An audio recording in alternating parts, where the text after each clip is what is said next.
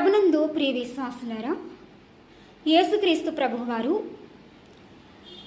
సువార్త పరిచర్య ప్రారంభంలో కొండ మీద చేసిన ప్రసంగంలో ఆయన పలికిన 5వ ధన్యత వాక్యం, కనికరం కలిగిన వారు ధన్యులు, వారు కనికరము పొందెదరు. మత్తయి సువార్త 5వ అధ్యాయము 7వ వచనం. మరి ఎవరైతే ఇతరుల యొక్క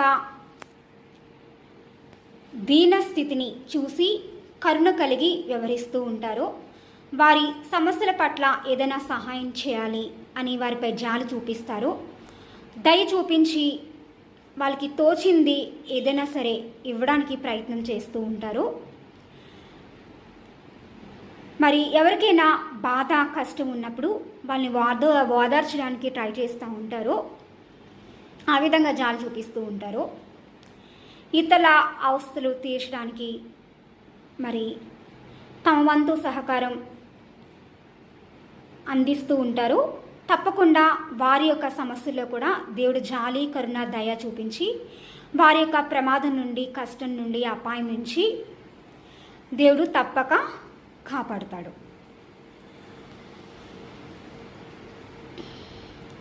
అంతే తప్ప ఆయన జాలి చూపించకుండా ఉండడు. దేవుడి ధన్యత వాక్యంతో మిమ్మల్ని ఆశీర్వదించును గాక. ఆమేన్.